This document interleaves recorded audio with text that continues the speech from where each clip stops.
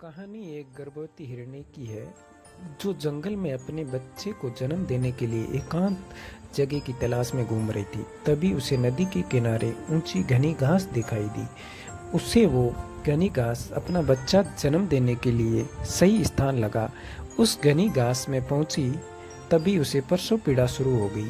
उसी समय आसमान में घनघोर बादल वर्षा को आतुर हो उठे और बिजली कड़कने लगी। उसने दाएं देखा तो एक शिकारी तीर का निशाना उसकी तरफ साध रहा था। तभी घबराकर वे बाएं मुड़ी तो एक भूखा शेर उस पर झपटने को तैयार बैठा था।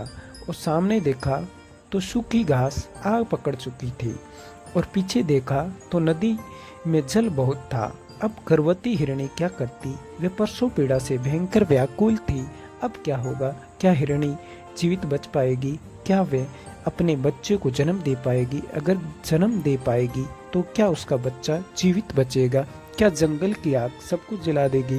क्या गर्भवती हिरणी शिकारी की तीर से बच पाएगी? क्या गर्भवती हिरणी भूखे शेर की भोजन बनेगी? वो एक तरफ आग से घिरी है और पीछे नदी है। क्या करेगी वो?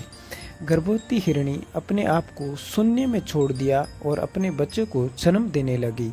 अब कुदरत का करिश्मा देखिए। बिजली चमकी और तीर छोड़ते हुए शिकारी की आंखें झपकी और तीर हिरणी के पास से गुजरते हुए शेर की आंख पर जा लगा।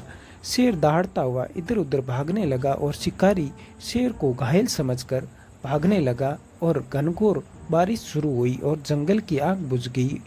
गर्भवती हिरणी ने अपने बच्चे को जन्म दिया। इस कहानी से हमें ये शिक्षा मिलती है कि हमारे जीवन में कभी कभी कुछ क्षण ऐसे आते हैं जब हम चारों तरफ से समस्याओं से घिर जाते हैं और कोई निर्णय नहीं ले पाते हैं। तब सब कुछ ईश्वर के हाथों सौंपकर अपने उत्तरदायी लक्ष्य की ओर ध्यान केंद्रित करना चाहिए। निर्णय ईश्वर करता है, हमें उस पर विश्वास कर अब उसके निर्णयों का सम्मान करना चाहिए।